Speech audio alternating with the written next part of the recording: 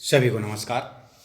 जैसा कि आपको लग रहा है अब एग्ज़ाम सारे कंप्लीट हो चुके हैं और अभी हमारी जो थर्ड ग्रेड की वैकेंसी आई थी उसके एग्ज़ाम हुए, बहुत ही अच्छे हुए। जिससे भी मैं पूछता हूँ सब यही कहते हैं सर मेरा एग्ज़ाम बहुत अच्छा हुआ। बिल्कुल सही है, आपका एग्ज़ाम बहुत अच्छा हुआ, लेकिन रिजल्ट अच्छा नहीं आता है, हरामखोर। और आपको बता दूं अभी 1 लाख वैकेंसी आ रही है, तो आप कंटिन्यू तैयारी करें।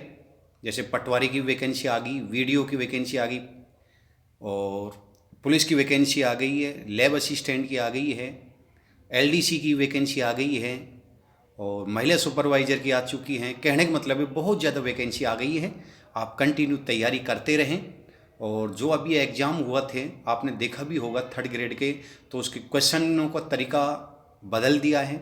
और अब आप खुद ही देखना, कोचिंग में जाओगे, ऑनलाइन पढ़ोगे, तो उनमें केवल अब यही पैटर्न चलेगा।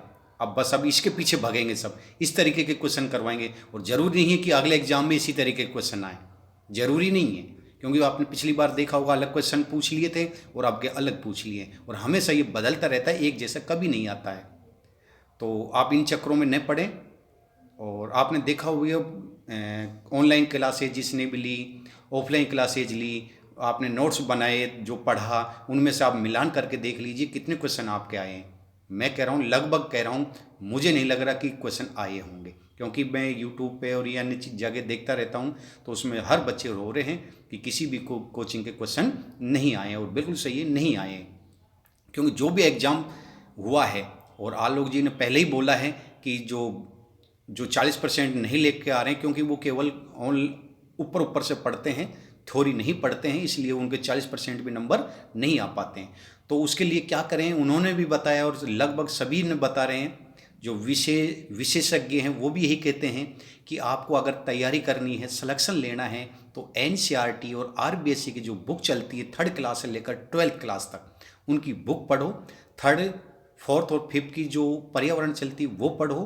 6, 7, 8, 9, 10, 11, 12 इनकी जो एसएसटी की जो बुक चलती हैं, ज्योग्राफी, पॉलिटिकल, हिस्ट्री जो भी हैं, 6 से 10 तक सामाजिक विज्ञान चलती है, उनकी बुक चलती है, उनको आप घोट के पी जाओ।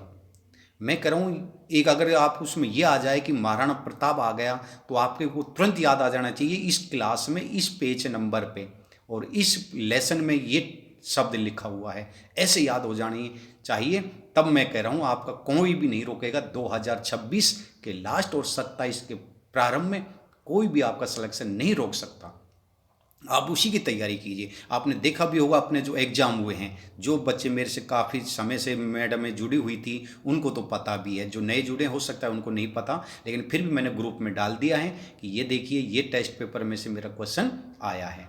क्योंकि जो मैं टेस्ट पेपर लेता हूँ वो मेरा एनसीईआरटी और आरबीएससी की बुक से लेता हूँ, बाकी मैं किसी भी गाइड से क्वेश्चन नहीं बनाता हूँ। क्योंकि मेरे पास बुक थर्ड क्लास से 12th क्लास की बुक रखी हुई है, उनमें से क्वेश्चन मैं टॉपिक के अनुसार बनाता हूँ। इसलिए मेरे एग्जाम में से, हर एग्जाम में मेरे किसी न किसी टेस्ट में से 1-2 क्वेश्चन हर टेस्ट में से आते रहते हैं। तो इतने टेस्ट होते हैं तो आपके पास बहुत प्रश्न बन जाते हैं। इसलिए मेरे ग्रुप में से भी सिलेक्शन होता है। और फिर आप ये कहोगे सिर्फ करंट जी के हम कहाँ से पढ़ें, तो करंट जी के भी आपको टेंशन लेने की ज़रूरत नहीं है, कहीं से भी मत पढ़िए। आप रेगुलर अखबार पढ़िए। क्या पढ़ना है आपको? अखबार। और अखबार में से आप प्रश्न बनाना सीखिए, या आप टॉप जो भी योजनाएं जो भी कुछ निकलता है रोजाना आप अखबार में से पढ़िए, उसमें क्वेश्चन बनाइए। फिर भी अगर आपको नहीं लग रहा हो तो मैं लगभग 5 या 7 क्वेश्चन रेगुलर डे वाइज बना के ग्रुप में डालता हूँ, तो आप उनको भी अपनी नोटबुक में लिख लीजिए।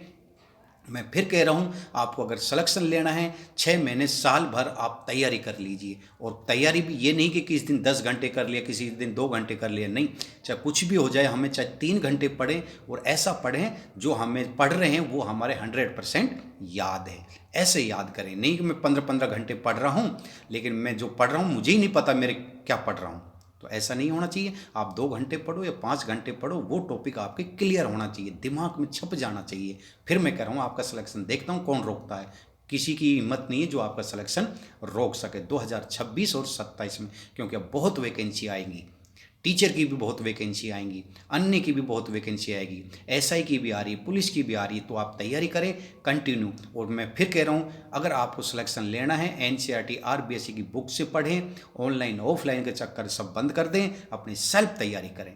सेल्फ तैयारी से ही सिलेक्शन आज तक हुआ है और होगा। आपको केवल सेल्फ तैयारी करनी है। और जो मेरा टेस्ट पेपर है जो मैं ग्रुप में डालता हूँ उसको भी अपनी नोटबुक में लिख लें, एक बार 10 बार उस वीडियो को सुने, 100% उनमें से क्वेश्चन आए हैं और आगे भी आए। चाहे आप आईएएस की तैयारी करो, आरएएस की तैयारी करो, या टीचर की करो, या अन्य कोई भी वैकेंसी की तैयारी करो, मेरे ग्रुप में से 100% सिलेक्शन हुआ है और आगे भी होगा। आप इस तैयारी को जारी रखें और ज़्यादा से ज़्यादा, मैं फिर कह रहा हूँ, आपका सिलेक्शन होगा। हो सकता है पेपर आपका अच्छा हुआ लेकिन रिजल्ट सारा अच्छा नहीं आता, लेकिन अब के 2026 में आपका रिजल्ट भी अच्छा आएगा। देख लेना 26 में धमाका ही धमाका होगा। बहुत लोग अपने ग्रुप में से लगे हैं और आगे भी लगेंगे। इसलिए आप कंटिन्यू तैयारी करते रहें। और मैं फिर कह रहा हूँ, एक ध्यान रखना, अपने माँ बाप, चाहे वो सास ससुर हो, चाहे वो अपने मम्मी पापा हो और गुरु हो, हमेशा उनका आदर सम्मान करें, क्योंकि उनके आशीर्वाद बिना, उनकी दुआओं के बिना आपका सिलेक्शन नहीं होगा।